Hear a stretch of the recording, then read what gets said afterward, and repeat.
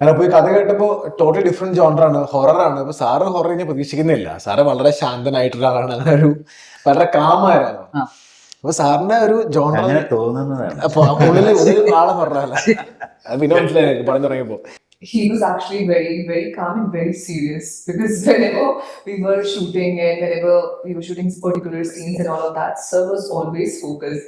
And when Sir becomes very focused, whole crew becomes silent. He's very romantic. He's very romantic, yeah, because I keep seeing his status and all of that. He's very romantic. He's having a very good relationship with his wife. So I really like all these lovey-dovey couples, you know. പെട്ടെന്ന് ഓർമ്മ വരുന്ന ഏത് cinema, ഏത് പാട്ടുമാണ്? മഞ്ഞൾ വിരിഞ്ഞ പൂക്കൾ. 100%, yes. അല്ല sir slow motion നടത്തും. I think he still walks like very അല്ലേ? He still walk like എനിക്ക് തോന്നുന്നു അന്ന് ഈ ഷോഡ് ഇട്ടോ നടക്കുന്ന ആൾക്കാർ തന്നെ ഇതുമ്പോ തന്നെ പറയും ശങ്കറിനെ പോലെ ആ ഒരു. എനിക്ക് അതല്ല ശരി വരുന്നത്. അത് അന്ന് ഞാൻ കൊടൈക്കനാലിലിട്ട് അന്ന് നല്ല തണുപ്പായിരുന്നു. അല്ലെ എന്തായാലും, അല്ലെങ്കിൽ സാറിന് അങ്ങനത്തെ കത്തുകളോ? അല്ല, അത് സ്ഥിരം വരുന്നതാണ്. അത് നാച്ചുറലി അല്ല, എനിക്ക് മാത്രമായിരിക്കില്ല. അന്നത്തെ എല്ലാ ആക്ടേഴ്സിനും അത് ഓരോരുത്തരും ഇഷ്ടപ്പെടുന്നുണ്ട്. അപ്പോൾ കത്ത് മിക്കവാറും ഒരു 60 കത്തൊക്കെ ഡെയിലി വന്ന സമയം. അത് വായിക്കാൻ ഒരാളെ മറുപടി അവര് കൊടുക്കും, സൈൻ ചെയ്ത് കൊടുക്കും. പക്ഷെ ചിലപ്പോ വേറെ എന്തെങ്കിലുമൊക്കെ ആയിരിക്കും മറുപടി.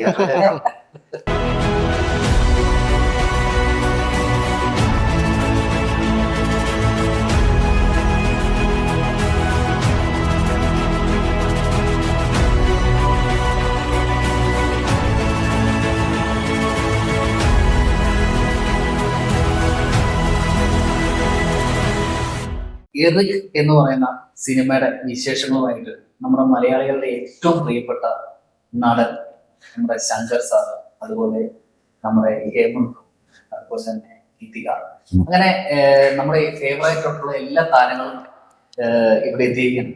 അപ്പോ ശരിക്കും പറഞ്ഞാൽ മലയാളികൾക്ക് ഇമോഷനായി ശങ്കർ എന്ന് പറഞ്ഞ പേര് കേൾക്കുമ്പോൾ അതിപ്പോ എന്തോ അവരുടെ മനസ്സിൽ എന്തോ ഈ ദേവദാരു പൂത്തു എന്ന് പറഞ്ഞാല്, ചന്ദനക്കുറിയുമായി എന്ന് പറഞ്ഞാല്, ശരത്കാല സന്ധ്യ എന്ന് പറഞ്ഞാല്, അതെന്താണെന്ന് വെച്ച് കഴിഞ്ഞാൽ അവർക്ക് എക്സ്പെക്ട് ചെയ്യാൻ പറ്റുന്ന ഒരു എന്തോ ഒരു ഇമോഷനാണ്.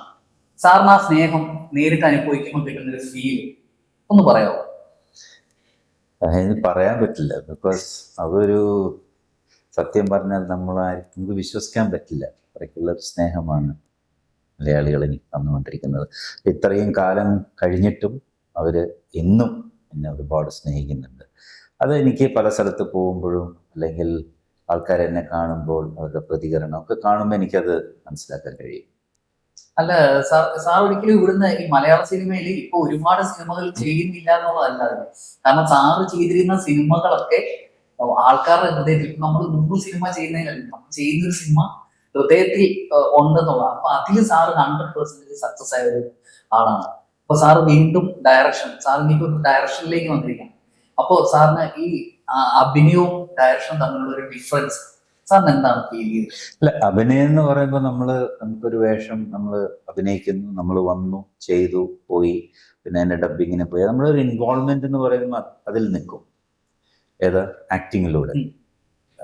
പക്ഷെ ഇപ്പൊ ഈ കാലഘട്ടത്തിലൊക്കെ കുറെ മാറിയിട്ടുണ്ട്. ബിക്കോസ് എല്ലാ ആക്ടേഴ്സും അവരെല്ലാത്തിലും ഇൻവോൾവ് ആവുന്നുണ്ട്, കഥ തൊട്ട് എല്ലാ കാര്യങ്ങളിലും ഇൻവോൾവ് ആവുന്നു. പക്ഷെ ഞാനൊക്കെ വളരെ പീക്കിലൊക്കെ അഭിനയിച്ചുകൊണ്ടിരിക്കുന്ന സമയത്ത് അങ്ങനെയല്ലായിരുന്നു. നമ്മൾ നമ്മുടെ ജോലി ചെയ്യുന്നു, പോകുന്നു, ഓരോരുത്തർക്കും ഓരോ ഡിപ്പാർട്ട്മെന്റുണ്ട്. ഡയറക്ടർ അവരുടെ ജോലി ചെയ്യുന്നു, എല്ലാവരും ആർട്ട് ഡയറക്ടർ അവരുടെ ജോലി ചെയ്യുന്നു, മ്യൂസിക് ഡയറക്ടർ അവരുടെ ജോലി ചെയ്യുന്നു, അങ്ങനെ സിനിമയായിട്ട് ബന്ധപ്പെട്ട് നിൽക്കുന്ന എല്ലാവരും അവരവരുടെ ജോലി ചെയ്തിട്ട് പോകുന്നു. പക്ഷെ ഇന്ന് ഒരു ഡയറക്ടർ എന്ന നിലയ്ക്ക് ഒരു സിനിമ തുടങ്ങി ആ സിനിമ തിയേറ്ററിൽ എത്തുന്നവരേക്ക് ഈ ഡയറക്ടറുടെ ഇൻവോൾവ്മെന്റ് ആവശ്യമാണ്.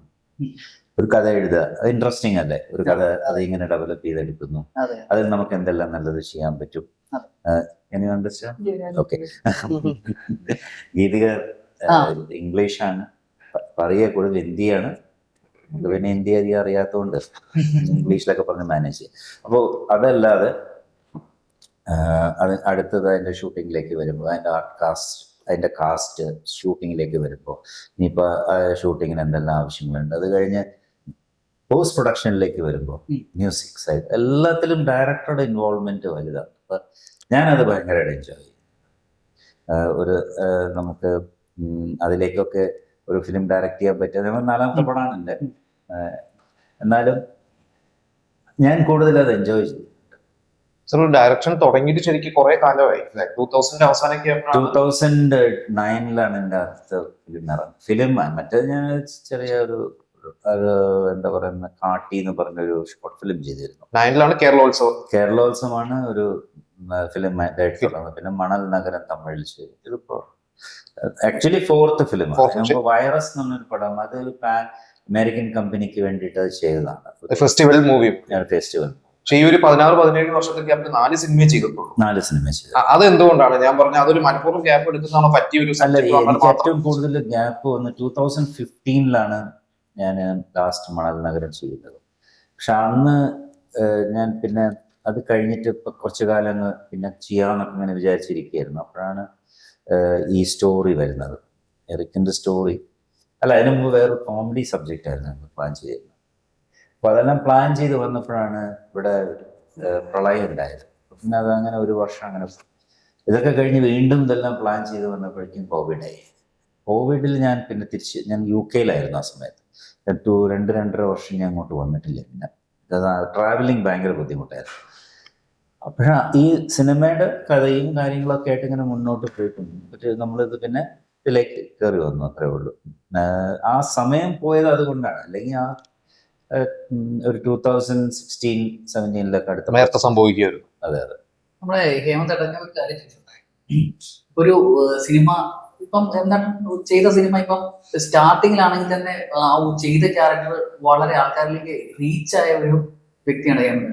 അപ്പോ അങ്ങനെ സിനിമയിൽ ഇങ്ങനെ പോയിക്കൊണ്ടിരിക്കുന്ന സമയത്ത് ശങ്കർ സാർ ചെയ്യുന്ന സിനിമയിലേക്ക് എൻട്രി ഇട്ടാണ്. അപ്പോ മനസ്സിൽ തോന്നിയ ഒരു ഫീൽ, അപ്പൊ നമ്മളൊക്കെ ഒരുപാട് ആരാധിച്ച ആളായിരിക്കും ശങ്കർ സാർ. ഹേമന്തിനെ വെച്ച് ഞാൻ ഇതിനു മുമ്പ് ഞങ്ങളൊരു പടം പ്ലാൻ ചെയ്തതാണ്. ഇതിനൊക്കെ മുമ്പേ എന്താ വെച്ചാൽ എനിക്കറിഞ്ഞൂടാ, നമ്മളൊരു സിനിമയെ കുറിച്ച് ആലോചിക്കുമ്പോഴോ ചിന്തിക്കുമ്പോഴോ ഹേമന്തിന്റെ ഫേസ് കടന്നു വരാറുണ്ട്. രണ്ടുപേരുടെ ഗുരു ഒരാളായതുകൊണ്ടാണോ സാമ്യത? അപ്പോ ഞാൻ അന്ന് ആ സമയത്ത് ഹേമന്ത് കഥയൊക്കെ കേട്ടിട്ട് പോയത്. പക്ഷെ അത് പിന്നീട് എന്തോ അത് നടന്നില്ല. പക്ഷെ പ്രൊഡ്യൂസ് ചെയ്ത സിനിമയിൽ അതിൽ അഭിനയിച്ചു. അതാണ് ഞാൻ പറഞ്ഞത്, എന്ത് ചെയ്യുമ്പോഴും ഹേമന്ത് ഇതിലേക്ക് വരാറുണ്ടെന്ന് പറഞ്ഞത്. ചോദിച്ചോളൂ. അപ്പൊ ഹേമന്തേട്ടന്റെ എക്സ്പീരിയൻസ് ആണ് ശങ്കർ സാറിന്റെ കൂടെ. ശങ്കർ സാറിന്റെ പടത്തിൽ ഹീറോ ആയിട്ട് അഭിനയിക്കുന്നു. അത് ഇതുവരെ ചെയ്യാത്തൊരു ക്യാരക്ടർ. അതെ. അപ്പൊ അങ്ങനെ വരും. അങ്ങനെ അപ്പൊ എന്താണ് ഹേമന്തേട്ടൻ ഉണ്ടായ എക്സൈറ്റ്മെന്റ്? ഫസ്റ്റ്ലി സാർ പടം ചെയ്യും എന്ന് പറയുന്നുണ്ടായ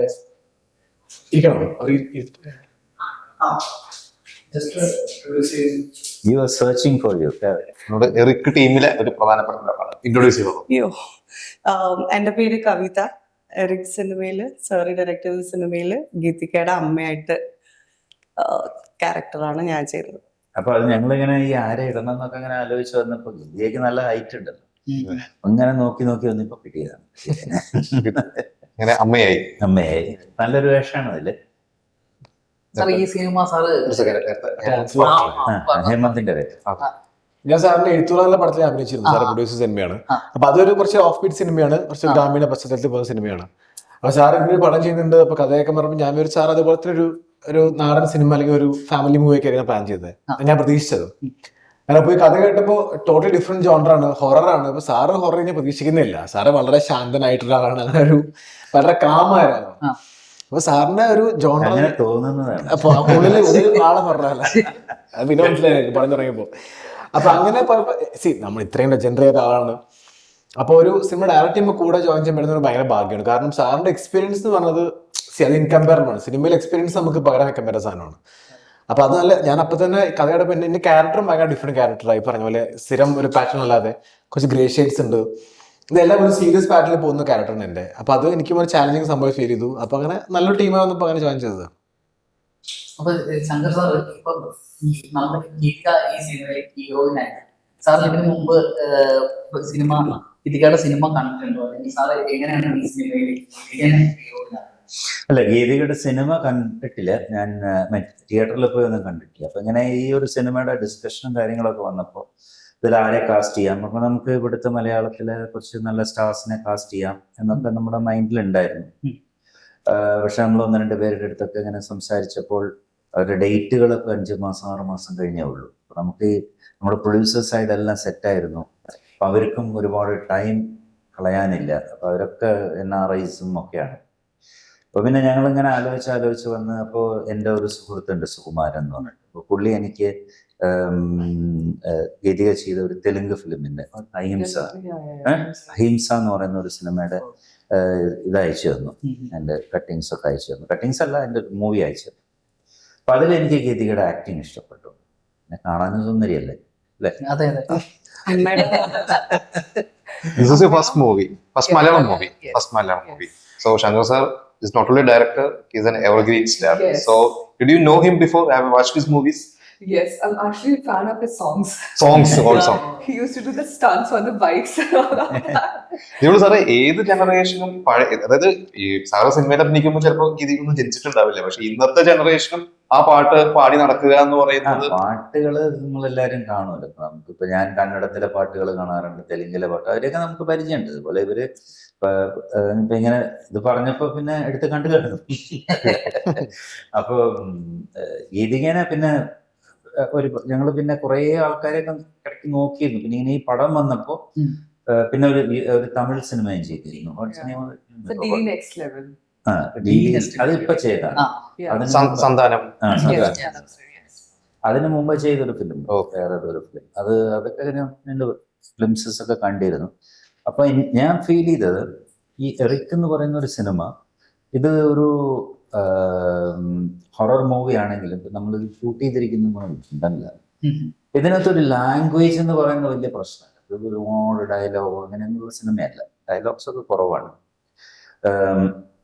വിഷ്വലും അതും ഇതും ഇങ്ങനെയൊക്കെയാണ് കുറെ കാര്യങ്ങൾ. അപ്പൊ ഞാൻ വിചാരിച്ചു ഇതിലൊരു നമുക്ക് എല്ലാ ഭാഷയിലേക്കും സൂട്ടാവുന്ന ഒരു ഫേസ് അങ്ങനെ ഒന്ന് ചിന്തിച്ചൂടെ എന്നൊക്കെ അങ്ങനെ ഞങ്ങൾ ഡിസ്കഷനിൽ വന്നപ്പോൾ അങ്ങനെ ഗീതിക എനിക്ക് അങ്ങനെ ഫീൽ ചെയ്തു. ആ ഒരു നോർത്ത് ഇന്ത്യൻ നമുക്ക് ഏത് ഭാഷയിൽ, ഇപ്പൊ തമിഴിൽ ഡബ് ചെയ്യാം, തെലുങ്കിൽ ഡബ് ചെയ്യാം, കന്നഡത്തിൽ ഡബ് ചെയ്യാം.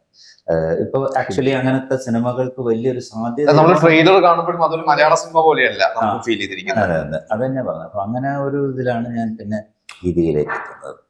ഇപ്പൊ സാറ് ഒരുപാട് ഡയറക്ടേഴ്സിന്റെ കൂടെ പണ്ട് വർക്ക് ചെയ്തിട്ടാണ് സ്വന്തമായിട്ട് ഡയറക്ടർ ആയത്. അപ്പൊ ഡയറക്ടർ ആയ ശേഷം ഇവരെല്ലാവരും പുതിയ ആളുകളാണ്, കമ്പാരിറ്റീവ് സാറിന് വെച്ചപ്പോൾ പുതിയ ജനറേഷനിലുള്ളവരാണ്. അപ്പൊ സാറ് പണ്ട് ഡയറക്ടേഴ്സിന്റെ കൂടെ വർക്ക് ചെയ്തപ്പോൾ കിട്ടിയ നല്ല ഗുണങ്ങളുണ്ട്, ചിലത് ചിലപ്പോൾ ബാഡ് എക്സ്പീരിയൻസസ് ഉണ്ടാവാം. അത് ഇവിടെ ഞാൻ പ്രയോഗിക്കില്ല എന്ന് പറഞ്ഞ് കുറച്ച് ബാഡ് എക്സ്പീരിയൻസസ് ഉണ്ടാവും, നല്ല കാര്യങ്ങളുണ്ടാവും. അങ്ങനെ എന്തെങ്കിലും ഉണ്ടോ? ബാഡ് എക്സ്പീരിയൻസ് സാറിന് പണ്ട് നമ്മൾ പറയില്ല, എനിക്ക് പണ്ട് കിട്ടിയത് ഞാൻ ഇവരോട് ചെയ്യില്ല എന്ന് പറയും. ചിലത് നമ്മൾ നല്ലത് ഇവരിലേക്ക് പകർത്തും, മോശം കാര്യങ്ങൾ ഇവരിലേക്ക് പകർത്തില്ല. ഞാൻ ആക്ച്വലി ഒരു ഡയറക്ടോറിയൽ സൈഡിലേക്ക് ഞാൻ കൂടുതൽ ശ്രദ്ധിച്ചിട്ടുള്ള 3-4 ഡയറക്ടേഴ്സ് ഉണ്ട്. അത് വെച്ചാൽ അവര് ചെയ്യുന്ന, നമുക്ക് ആക്ട് ചെയ്യും പറയാലോ, ഇവര് വെക്കുന്ന ഷോട്ടുകൾ അല്ലെങ്കിൽ ഇവർ നമുക്ക് പറഞ്ഞു തരുന്ന രീതികൾ ഇതൊക്കെ നോക്കുമ്പോൾ അങ്ങനെയുള്ള ഒരു 3-4 ഡയറക്ടേഴ്സിനെ ഞാൻ ഫോളോ ചെയ്തു. അതിലൊന്ന് ജോഷിയേട്ടൻ, പിന്നെ ഒന്ന് IV ശശി, പിന്നെ ഒന്ന് ഹരിഹരൻ. ഈ 3, പിന്നെ വിശ്വംഭരൻ സാർ. ഇങ്ങനെയുള്ള 3-4 ഡയറക്ടേഴ്സിനെ കൂടുതൽ ശ്രദ്ധിച്ചിട്ടുള്ളൂ. അപ്പോൾ അവരുടെ എന്തെങ്കിലുമൊക്കെ, ഇപ്പോൾ ജോഷിയേട്ടൻ്റെ വേ ഓഫ് വർക്കിംഗ് ഒരു ഡിഫറെൻ്റ് ആണ്. വളരെ കാമാണ്.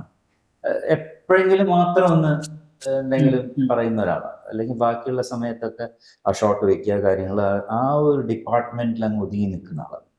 അതുമാതിരി IV ശശി ആണെങ്കിൽ കുറച്ചും കൂടി ലൈവ്ലിയാണ്, ക്യാമറ എടുത്ത് കൂടും, അവിടെ കൊണ്ടുവയ്ക്കും, സെറ്റിൽ അദ്ദേഹം ചൂടായാലും എല്ലാവരും അങ്ങനെയൊക്കെ ഉള്ളത്.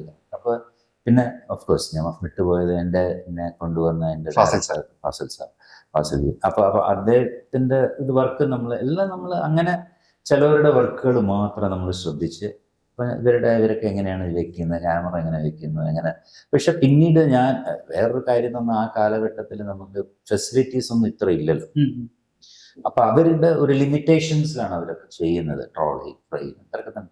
അപ്പൊ ആ ഒരു ലെവലിൽ അവരെങ്ങനെ ചെയ്തിരുന്നല്ല നോട്ടീസ്.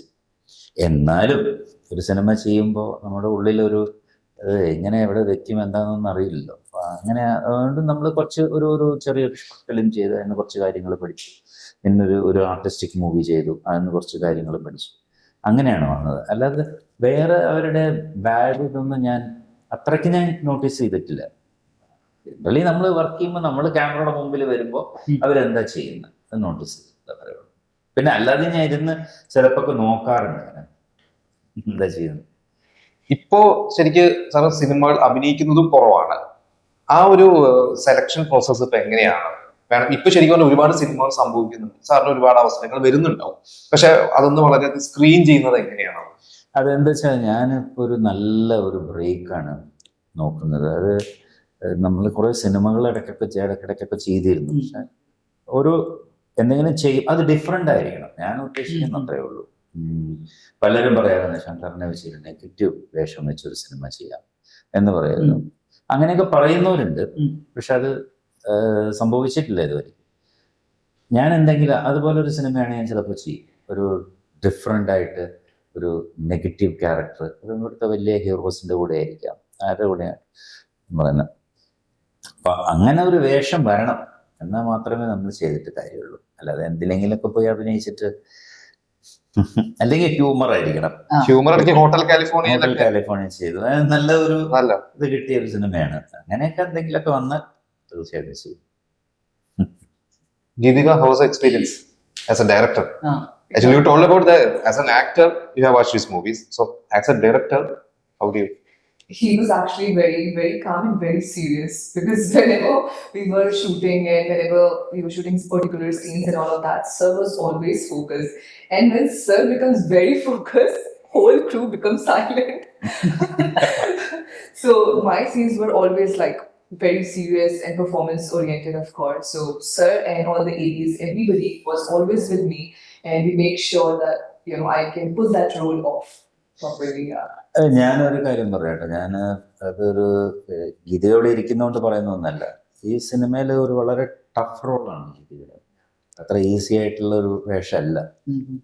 പക്ഷെ അത് വളരെ ഭംഗിയായിട്ട് ഭാഷാ പ്രശ്നങ്ങൾ ഉണ്ടെങ്കിലും നന്നായിട്ട് അവർ ചെയ്തു. അതെങ്ങനെയായിരുന്നു കമ്മ്യൂണിക്കേറ്റ് ചെയ്യാൻ പറ്റുന്നത്? ഡയലോഗ്സ് ഒക്കെ മലയാളത്തിൽ തന്നെയാണ്. മലയാളത്തിൽ നമ്മളത് ഹിന്ദിയല്ല ഇംഗ്ലീഷിലൊക്കെ എഴുതി കൊടുക്കും. പിന്നെ കുറെ ഞാൻ പറഞ്ഞില്ലേ ഒരുപാട് അങ്ങനെ റോളാണെന്നുള്ള ഡയലോഗ് വിഷ്വലാണ് കോൺസെൻട്രേറ്റ് ചെയ്തത്. കുറച്ചൊക്കെ ഇംഗ്ലീഷൊക്കെ മിക്സ് ചെയ്തൊക്കെയാണ് നമ്മൾ ചെയ്തിരിക്കുന്നത്. നമ്മൾ അങ്ങനെ ഒരു പാറ്റേണിലാണ് ഈ സിനിമ ചെയ്തിരിക്കുന്നത്. കുറേ കൂടി ഇത് ലണ്ടനിൽ നടക്കുന്ന സ്റ്റോറിയാണ്, എന്നിട്ട് എല്ലാം മലയാളം അപ്പൊ കുറച്ചൊക്കെ ഇംഗ്ലീഷൊക്കെ മിക്സ് ചെയ്തൊക്കെ വന്നുകൊണ്ട് അത് നന്നായിട്ട് ചെയ്യാൻ പറ്റി. ഹേമന്ത് നല്ല ഒരു ഇതായിരിക്കും പടം വരയ്ക്കാൻ. മോശം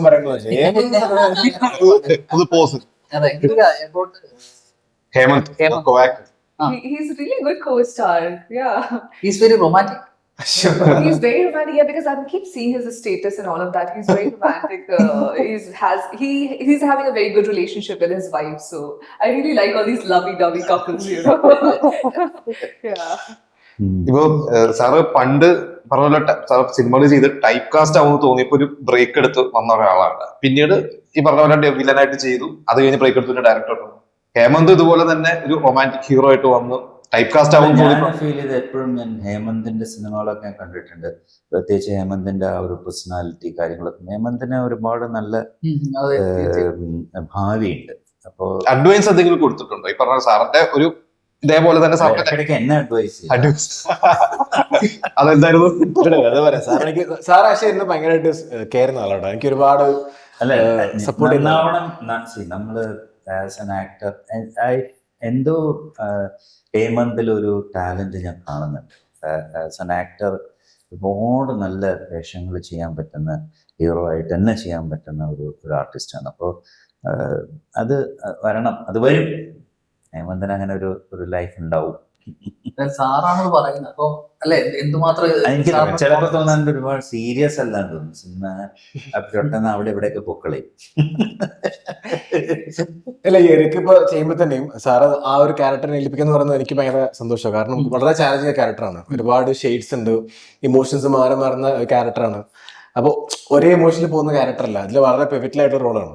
അപ്പൊ അതിനെ ഏൽപ്പിക്കുമ്പോൾ തന്നെ എനിക്ക് വളരെ ഒരു സന്തോഷമാണ്. അത് ഈവൻ ഞങ്ങൾ ഒരുപാട് കോപ്പറേറ്റ് ചെയ്ത് വർക്ക് ചെയ്തിട്ടുള്ളത്. അപ്പൊ ഞാൻ സജഷൻസ് പറയുമ്പോൾ സാറ് വളരെ ഓപ്പൺ ആണ്. ആസ് എ ഡയറക്ടർ എനിക്ക് അല്ല ഇങ്ങനത്തെ വേണം അങ്ങനെയൊന്നുമില്ല. സാറ് വളരെ ഫ്രണ്ട്ലി ആൻഡ് ഓപ്പൺ ആണ്. നമ്മൾ സജഷൻ പറയുമ്പോൾ നല്ലതാണ് സാർ അക്സെപ്റ്റ് ചെയ്യും, അല്ലെങ്കിൽ വേണമെങ്കിൽ വേണ്ടെന്നും പറയും. പക്ഷെ എന്നാലും വളരെ ഗിവ് ആൻഡ് ടേക്ക് ആയിട്ട് നമ്മൾ വർക്ക് ചെയ്യും സിനിമയാണ് ഇവർക്ക്. അപ്പോൾ അവരുടെ ചാലഞ്ചും ഒക്കെ എനിക്ക് കിട്ടിയതും ഒരു ഭാഗ്യമായിക്കാണ്. സാറിന് എന്നെ അർപ്പിച്ച വിശ്വാസം ഒക്കെ വളരെ ഹാപ്പിയായി കാണുന്നു. പിന്നെ പലരും പറഞ്ഞു കേട്ടിട്ടുള്ളതാണ് ഫെയിലിയർ ഹാൻഡിൽ ചെയ്യാൻ നമുക്ക് ഒരുപാട് വഴികളുണ്ട്. അതായത് നമുക്ക് ഡിപ്രഷൻ വന്നു കഴിഞ്ഞിട്ട് സക്സസ് ഹാൻഡിൽ ചെയ്യാൻ ഏറ്റവും ബുദ്ധിമുട്ടുള്ളത്. സാറും വളരെ ചെറുപ്പത്തിൽ ആദ്യത്തെ സിനിമയിൽ തന്നെ ആത്മീയ സക്സസ് എത്തിയതാണ്. അന്ന് എങ്ങനെയായിരുന്നു അതൊക്കെ ഹാൻഡിൽ ചെയ്യാൻ പറ്റിയിരുന്നു? എനിക്ക് തന്നെ അറിയില്ല അത് എങ്ങനെ സക്സസ് ഒരു ബിക്കോസ് നമ്മളാരും സാറ് പുറത്ത് പോലും ഒരു കാറിന്ന് പുറത്തിറങ്ങിയാലും ആൾ കൂടി പോലീസ് വന്ന് അവരെ കാണുമെന്നല്ല അന്ന്. പക്ഷെ എനിക്കറിയാം ഞാനൊരു ജീവനോട് രക്ഷപ്പെട്ടു വന്നിട്ടുണ്ട് പല സ്ഥലത്തും. എന്തായാലും എനിക്ക് പേഴ്സണലി അറിയാൻ പറ്റുന്നത്, ഞാൻ ഒരു അമ്പലത്തിൽ ഒരാൾ പറഞ്ഞ ശങ്കർ സാറിന്റെ കാര്യം പറഞ്ഞപ്പോ ഒരു അമ്പലത്തിൽ സാർ ഒരു പരിപാടിക്ക് പോയി, ലാസ്റ്റ് പോലീസ് ഒക്കെ കൂടിയിട്ട് അവിടുന്ന് എങ്ങനെ രക്ഷപ്പെടുത്തു. അല്ല അത് ആ കാലഘട്ടത്തിലെ ആൾക്കാരുടെ ഒരു ക്രേസ് അങ്ങനെയായിരുന്നു. ഇപ്പൊ അതൊക്കെ അത്ര ഇല്ല കേട്ടോ. ഞാൻ പറയുന്നത് അല്ല നമ്മളെ കാണാൻ സാധിക്കില്ല. ഇന്നിപ്പോ നമുക്ക് എല്ലാരെയും എവിടെയും കാണാം. തിയേറ്ററിൽ തന്നെ പോകണം. തിയേറ്ററിൽ തന്നെ പോകണം. ഞങ്ങളും പുറത്തുനിന്ന് അങ്ങനെ വരാറില്ല. പലർന്നൊക്കെ പോവാതിരിക്കാൻ പറ്റില്ല അങ്ങനെ. അല്ലെങ്കിൽ ഒരു അത്ര അത്യാവശ്യമായിട്ട് ഒരു മാരേജ് അങ്ങനെ ഈ കടയ്ക്ക് പോവാതെ അതൊന്നും ഇല്ലല്ലോ. എവിടെയും പോവാറില്ല. എന്നും ഷൂട്ട് ചെയ്ത് പോയി എയർപോർട്ട് അങ്ങനെയൊക്കെ നമ്മൾ ജീവിച്ചിരുന്ന ഒരു കാലഘട്ടം. അല്ല അത് അന്ന് നമ്മളാ ചെറുപ്പത്തിന്റെ ആ ഒരു ഇതിൽ നമ്മളത് ഹാൻഡിൽ ചെയ്ത് പോയി. ബിക്കോസ് നമ്മൾ പ്രതീക്ഷിക്കാതെ വന്നൊരു സക്സസ്. അപ്പോൾ അതിന്ന് നമുക്കുണ്ടായ ഒരു ഫാൻ ബേസ്. അപ്പോൾ നമ്മൾ നാച്ചുറലി നമ്മളപ്പോഴേക്കും ബിസിയായി സിനിമയിൽ. അപ്പോൾ സിനിമയിൽ ബിസി ആയപ്പോൾ നമ്മൾ നമ്മുടെ വർക്കുമായിട്ട് അങ്ങ് മുമ്പോട്ട് പോയി. അപ്പൊ അതിലങ്ങനെ പിന്നെ ആലോചിച്ചു. അന്നും സാറ് പ്രൊഡ്യൂസ് ചെയ്തു, ചേക്കറഞ്ചില്ല പ്രൊഡ്യൂസ് ചെയ്തു. പിന്നെ കൂടുതൽ ഇങ്ങോട്ട് വരുന്ന അവസരങ്ങൾ ചെയ്തു. ഈ പ്രൊഡക്ഷനിൽ ഇറങ്ങിയപ്പോ പിന്നീട് ചിന്തിച്ചിട്ടുണ്ടോ ഒരു സ്വയം ഒരു PR വർക്ക് നടത്തിയിട്ട് സാറിന് വേറൊരു രീതിയിലോട്ടുള്ള ക്യാരക്ടേഴ്സ് ചെയ്യാമായിരുന്നു? ആ ഒരു രീതിയിൽ പ്രൊഡക്ഷനിലേക്ക് പോയിരുന്നെങ്കിൽ ആ പ്രൊഡക്ഷൻ കണ്ടിന്യൂ ചെയ്ത് പോയില്ല ഞങ്ങൾ. ബിക്കോസ് നമുക്ക് എന്താ വെച്ചാൽ അന്ന് ഈ ചേക്കാറാൻസില എടുത്ത സമയത്ത് അത് A സെന്റേഴ്സിൽ ഫെയിലിയർ ആയി. ഫെയിലിയർ അല്ല അതിന്റെ പേര്. അത് അന്ന് നല്ല സ്റ്റാർ കാസ്റ്റ് ഉള്ള സിനിമയാണ്. ഞാനുണ്ട്, ഭരത് ഗോപി ഉണ്ട്, നെടുമുടി വേണുണ്ട്, ഇന്നസെന്റ് ഉണ്ട്, അംബികയുണ്ട്, ലിസി ഉണ്ട്, ഇന്നസെന്റ് ഉണ്ട്, ഒരുപാട് ആർട്ടിസ്റ്റുകളുള്ള സിനിമയാണ്. എന്നിട്ടും ആ സിനിമ A സെന്ററിൽ ഡൗൺ ആയിരുന്നു. പക്ഷെ അത് ഒരാഴ്ച കഴിഞ്ഞപ്പോൾ കയറി പിക്ക് ചെയ്തു. അത് BNCയിലാണ്. എല്ലാ B സെന്ററിലും C സെന്ററിലും അന്ന് അങ്ങനെയാണ്. എല്ലാ BNC സെന്റേഴ്സിന് 50 ദിവസം 25, 50, 60 ദിവസം കളിച്ച സിനിമയാണ്. അത്രയ്ക്ക് സിബി മലയന്റെ ഫസ്റ്റ് ഫിലിമാറ്റിക്ക് ഫസ്റ്റ് അല്ലെങ്കിൽ സെക്കൻഡ് ആയിരിക്കും. അത്ര സക്സസ്ഫുൾ ആയ സിനിമയാണ്. അപ്പൊ നമുക്ക് അങ്ങനെ ആദ്യം കിട്ടിയൊരു ഷോക്ക് ഉണ്ടല്ലോ. നമ്മൾ വിചാരിച്ചു ഇത് നമുക്ക് പറ്റുന്ന പണിയല്ല എന്ന് വിചാരിച്ചു അങ്ങനെ മാറിയത്. പക്ഷെ ഞാൻ പിന്നെ നമ്മളെല്ലാവരും കൂടി ചേർന്ന് ഞാൻ, ലാല്, പിന്നെ പ്രിയദർശൻ, പിള്ളരാജു, ആനന്ദേട്ടൻ, ഞങ്ങൾ 5 പേര് ചേർന്ന് എടുത്ത പടമാണ് ഹലോ മൈ ഡിയർ റോങ്. അങ്ങനെ ഇങ്ങനെയൊക്കെ ഉള്ളതിലൊക്കെ പോയി. ഞാൻ അതിൽ അഭിനയിച്ചിട്ട് പോലും ഇല്ല. എന്നാലും അങ്ങനെയൊക്കെ ചെയ്യും. ഇന്ന് തമിഴിലൊരു സിനിമ ചെയ്തു, പ്രൊഡ്യൂസ് ചെയ്തു. അതെ, അധികം റിസ്ക് എടുത്ത് അങ്ങനെ പോയില്ല. അങ്ങനെ പോയില്ല. പക്ഷെ എന്നാലും ഇടയ്ക്കിടയ്ക്ക് അത് നമ്മുടെ ഇൻഡസ്ട്രി അല്ലേ. നമുക്ക് സാറിന്റെ സിനിമകള് എന്തായാലും കണ്ടിട്ടുണ്ടോ? പെട്ടെന്ന് ഓർമ്മ വരുന്ന ഏത് സിനിമ, ഏത് പാട്ടുമാണ്? മഞ്ഞൾ വിരിഞ്ഞ പൂക്കൾ. 100%. Yes. അല്ല സാറ് സ്ലോ മോഷൻ നടത്തും. I think he still walks like very still walk like Prem Menon അല്ലേ? സാർ ഇങ്ങനെ നടക്കുമ്പോഴും പിന്നെ സാറിന്റെ ഒരു അന്നത്തെ കാലത്ത് സാർ ഒരു ഷോള് അത് അന്നത്തെ ട്രെൻഡ് ആയിരുന്നു. അപ്പൊ എനിക്ക് തോന്നുന്നു അന്ന് ഈ ഷോള് ഇട്ടോണ്ട് നടക്കുന്ന ആൾക്കാർ തന്നെ ഇടുമ്പോ തന്നെ പറയും ശങ്കറിനെ പോലെ ആ ഒരു. എനിക്ക് അതല്ല ശരി വരിക. അത് അന്ന് ഞാൻ കൊടൈക്കനാലിലിട്ട നല്ല തണുപ്പായിരുന്നു. അല്ല അത് ഭയങ്കര എക്സ്പീരിയൻസ്. സാറേ ഒരു കാര്യം ചെയ്യട്ടെ, സാർ ഈ ആ കാലഘട്ടത്തില് റൊമാൻറ്റിക് ഹീറോ ആയിട്ട് സാർ അഭിനയിച്ച പടത്തിലെ പാട്ടുകളും സാറിന്റെ പ്രേമം എല്ലാം അന്നത്തെ സിനിമകളിൽ കണ്ട് എല്ലാവരും ഭയങ്കര ഇതായി എക്സൈറ്റഡ് ആണ്. ഇപ്പൊ ചന്ദനക്കുറിയുമായി എന്നുള്ള പാട്ടുകളും അതൊക്കെ. അപ്പൊ സാറിന് ഒരുപാട് ആൾക്കാർ സാറിനെ പ്രപ്പോസ് ചെയ്തിട്ടുണ്ടാവും അല്ലെ? എന്തായാലും അല്ലെങ്കിൽ സാറിന് അങ്ങനത്തെ കത്തുകളോ? അല്ല, അത് സ്ഥിരം വരുന്നതാണ്. അതിപ്പോ നാച്ചുറലി അല്ല, എനിക്ക് മാത്രമായിരിക്കില്ല. അന്നത്തെ എല്ലാ ആക്ടേഴ്സിനും അത് ഓരോരുത്തരും ഇഷ്ടപ്പെടുന്നുണ്ടല്ലോ. അപ്പോൾ കത്ത് മിക്കവാറും ഒരു 60, 50, 60 കത്തൊക്കെ ഡെയിലി വന്ന സമയം. അത് വായിക്കാൻ ഒരാളെ മറുപടി കൊടുക്കും. മറുപടി അവർ കൊടുക്കും. സൈൻ ചെയ്ത് കൊടുക്കും. പക്ഷെ ചിലപ്പോ വേറെ എന്തെങ്കിലുമൊക്കെ ആയിരിക്കും മറുപടി. അല്ല, അന്ന് പഴയ കാലത്ത് അങ്ങനെ നമ്മൾ കുറെ കേട്ടിട്ടുണ്ട്. കുറെ ആൾക്കാർ ഇപ്പൊ ഏത് മുത്താരം കൊന്നു ബിയോ അങ്ങനെ സിനിമ ഇങ്ങനെ ഈ കത്തുകൾ എഴുതി ഉള്ള അങ്ങനെയൊക്കെ കുറെ എന്താ വെച്ചാൽ സംഭവം. നമ്മളൊരു ഒരു ഫോട്ടോ എടുത്ത് ഫോട്ടോ സൈൻ ചെയ്ത് വെച്ചിട്ട് ഒരു 500-600 ഫോട്ടോസ് അങ്ങനെ സൈൻ ചെയ്ത് വെച്ചിട്ടാണ് പോകുന്നത്. അപ്പൊ അത് അവരെടുത്ത് അയച്ചു കൊടുക്കും. അതാണ് ആവശ്യം. ആ, അത് പല കേരളത്തിൽ നിന്ന് തമിഴ്നാടിൽ നിന്നും ഉണ്ടല്ലോ. ആ. ഞാൻ തമിഴിലും അഭിനയിച്ചിരുന്നു. ഇപ്പൊ എന്തായാലും ഇവരിപ്പോ യങ്സ്റ്റേഴ്സിനെ വെച്ചാണ് ഇപ്പൊ ചെയ്തുകൊണ്ടിരിക്കുന്നത്. ഇനി നമുക്ക് പണ്ട് സുരേഷ് ഗോപിയെ വെച്ച് സിനിമ പ്ലാൻ ചെയ്തു, അത് നടക്കാതെ പോയി. ഇനി എന്തായാലും ഇപ്പൊ സിനിമ വളർന്നു, മലയാള സിനിമ ഭയങ്കരമായിട്ട് വളർന്നു, ഇപ്പൊ ബിസിനസ് വളർന്നു സിനിമയുടെ. അപ്പൊ ഇനി അങ്ങനെയൊക്കെ പ്ലാൻ ചെയ്യാലോ അല്ലെ? തീർച്ചയായിട്ടും ഉണ്ട്. ഇനി കുറച്ചും കൂടി നമ്മള് എന്റെ മനസ്സിലുണ്ട്, നോക്കാം. എല്ലാം നമ്മൾ ശ്രമിക്കും. സാറേ, ഓൾമോസ്റ്റ് ഈ സിനിമ സക്സസ് ആവും. നമുക്ക് അത്തരം പ്രതീക്ഷയുള്ള ട്രെയിലറാണ് നമ്മളിപ്പോ കണ്ടത്. അപ്പൊ നെക്സ്റ്റ് സാർ ഇപ്പൊ ഈ പടം അടുത്തൊരു പടം സാർ ഇപ്പൊ പ്ലാൻ ചെയ്യുന്നുണ്ട്, അല്ലെങ്കിൽ ഞാൻ ഇത് കഴിഞ്ഞിട്ട് അടുത്തൊരു പടം അങ്ങനെ ഒരെണ്ണം പ്ലാനിങ്ങിലുണ്ട്? പ്ലാനിങ്ങിൽ ഇപ്പൊ ഒന്നുമില്ല. സ്റ്റോറിയൊക്കെ ഇങ്ങനെ കേട്ടിട്ടുണ്ട്, പക്ഷെ അതെങ്ങനെ വർക്കൗട്ട് ചെയ്ത് വരുന്നൊന്നും അറിയില്ല. നോക്കാം. ഞാൻ ഈ ഒരു ഇറങ്ങട്ടെ. ഇപ്പൊ ഇവർക്ക് മാത്രം മനസ്സിൽ അതേ ഉള്ളൂ. സാറിപ്പോഴും സബ്ജക്ട് ആദ്യം വന്ന് പിന്നീട് കാസ്റ്റിംഗിലേക്ക് ചിന്തിക്കുന്ന ആളാണ് തോന്നുന്നത്. സബ്ജക്ട് നമ്മൾ നോക്കിയിട്ട് ഒരിക്കലും ഒരു ആർട്ടിസ്റ്റിന്റെ മനസ്സിൽ കണ്ടൊരു സബ്ജക്ട് ഇല്ല. ഞാൻ ഇറക്ക് വന്നപ്പോഴും ഞങ്ങൾക്ക് ബിക്കോസ് ആർട്ടിസ്റ്റ് കുറവാണെന്ന് ഈ സിനിമയിൽ എനിക്കറിയില്ല. ഞാൻ അതുകൊണ്ടാണ് ഇത് വിഷ്വലി കുറച്ച് നന്നാക്കാൻ വേണ്ടിയിട്ടുള്ള ശ്രമം നടത്തുന്നത്. ഇപ്പൊ സിനിമ തിയേറ്ററിൽ വന്ന് ഓഡിയൻസ് കാണുമ്പോൾ അവരാദ്യം എന്ത് പറയുന്നു അതാണല്ലോ പിന്നീട് സിനിമയുടെ ഒരു സക്സസിലേക്ക് പോകുന്നത്. അപ്പോൾ നമ്മൾ നന്നായിട്ട് ചെയ്താൽ തീർച്ചയായിട്ടും അതിനൊരു പ്ലസ് പോയിന്റ് ഉണ്ടായിരിക്കും, ഒരു വിജയം ഉണ്ടായിരിക്കും എന്നാണ് ഞാൻ വിചാരിക്കുന്നത്. പിന്നെ പണ്ട് നേരത്തെ ചക്രജിനെ കുറിച്ച് പറഞ്ഞ പോലെ A സെന്റേഴ്സിൽ ക്ലിക്ക് ആവാതെ പിന്നീട് B സെന്റേഴ്സിൽ ഇപ്പൊ നടക്കില്ല. അത് ഞാൻ പറയുന്നു. ഇപ്പൊ ഒറ്റ വൈകിട്ട് റിലീസേ ഉള്ളൂ. അപ്പൊ ക്ലിക്ക് ആവണമെങ്കിൽ വേറൊരു കാര്യമുണ്ട്. അന്ന് മൗത്ത് ടോക്ക് എന്ന് പറയുന്നത് പതുക്കെ പോകും. അതൊക്കെ അന്ന് 10 പേര് കണ്ട് പറഞ്ഞ് മഞ്ഞിലൊരിഞ്ഞ പൂക്കൾ എനിക്ക് ഓർമ്മയുണ്ട്. 4 പേരായിരുന്നു തിയേറ്ററിൽ ഞാൻ പോകും. 4th ഡേ അപ്പൊ തിയേറ്റർ ഓണറും പറഞ്ഞ് ഈ പടം നിൽക്കില്ല, ഇത് ഈ ആഴ്ച മാറുന്നു പറഞ്ഞു. പക്ഷെ ആ പടം അവിടുന്ന് പതുക്കെ കയറി അങ്ങനെ വലിയ ഹിറ്റായി മാറി. അപ്പൊ ചില സിനിമകൾ അങ്ങനെയാണ്. ആ മൗത്ത് ടോക്ക് എന്ന് പറയുന്നത് അന്നത്തെ കാലത്ത് BNCയിലേക്ക് എത്താൻ സമയമെടുക്കും. പക്ഷെ ഇന്ന് അതല്ലല്ലോ. ഇന്നൊരു പടം ഇറങ്ങി അടുത്ത ദിവസം സോഷ്യൽ മീഡിയയിലൂടെ എല്ലാവരും പറഞ്ഞു നിങ്ങൾക്ക് എല്ലായിടത്തും അതിന്റെ റിസൾട്ട് കാണാൻ പറ്റും. So Girika, it is releasing on March 6th. Yes. So will you continue Malayalam? Of course, yes. Are you getting offers? Not in Malayalam, like in Telugu, Tamil, yes, but I'm really looking forward to work here again. Yes. Malayalam who is your favorite hero? Dulquer Salmaan. Thank you. I'm a friend, right? അതെ, നമുക്ക് ദുൽഖർ സൽമാൻ ഹിന്ദിയിലൊക്കെ അഭിനയിച്ചിട്ടുണ്ട്. അതെ അതുകൊണ്ട് കുറച്ചും കൂടി familiar ആയിരിക്കും എല്ലാ ആർട്ടിസ്റ്റുകളൊക്കെ. പിന്നെ one movie was very good, അല്ലേ? സീതാരാം. ഭയങ്കര ഹിറ്റാണ്. അപ്പൊ നമുക്ക് ഈ ഒരു അവസരത്തിൽ ഇങ്ങനെ പറയാനുള്ളത്, നമ്മുടെ മാർച്ച് 6 നമ്മുടെ ഇറങ്ങുമ്പോ നമ്മുടെ മലയാളികൾ ശങ്കർ എന്ന് പറയുന്ന നടനെ എങ്ങനെയാണോ സ്നേഹിച്ചത്, അതുപോലെ തന്നെ ശങ്കർ എന്ന സംവിധായകനെ, അതുപോലെ തന്നെ ആ സിനിമയിലെ എല്ലാ ആക്ടേഴ്സിനും അതുപോലെ ഹൃദയം നിറഞ്ഞ് സ്നേഹിക്കട്ടെ. നമ്മുടെ സിനിമ ഒരു വൻ സക്സസ് മാറട്ടെ. എന്നിട്ട് അടുത്ത സിനിമ ഇതിലും ഗംഭീരമായിട്ട് നമുക്ക് ചെയ്യാൻ പറ്റും. അതെ, അടുത്ത സിനിമയിൽ ഹേമന്ത് ഉണ്ടാവും ചോദിച്ചിട്ടുണ്ടോ? Last chance for next movie എന്തായാലും ഉണ്ടാവും അല്ലേ? അല്ലെ, ഇപ്പോഴാണെങ്കിൽ അമ്മവേഷങ്ങൾ സിനിമയിൽ കുറഞ്ഞു വരുന്ന സമയം അല്ലെ. ജസ്റ്റ് അത് കാണുമ്പോൾ ഞാൻ അമ്മവേഷം ചെയ്തു എന്ന് മാത്രമേ ഉള്ളൂ, എനിക്ക് അത്ര പ്രായമില്ല. ചേച്ചിന്ന് വിളിച്ചോണ്ടാ ചേച്ചി ഒന്നും വിളിക്കൊന്നും വേണ്ട. സാർ ഓഡിയൻസിനോട് പറയാനുള്ളത്? സാർ അപ്പൊ നമ്മുടെ സാറിന്റെ പ്രേക്ഷകരോട് അല്ലെങ്കിൽ സാറിന് ഇഷ്ടം ഒരുപാട് പേരുണ്ട്, അതുകൊണ്ട് ഒരുപാട് ജനറേഷൻ അവരോട് എനിക്കൊരു കാര്യം പറയാനുണ്ട്. സിനിമ തിയേറ്ററിൽ തന്നെ പോയി കാണണം. ബിക്കോസ് തിയേറ്റർ എക്സ്പീരിയൻസ് ഉള്ള ഒരു സിനിമയായിരിക്കും.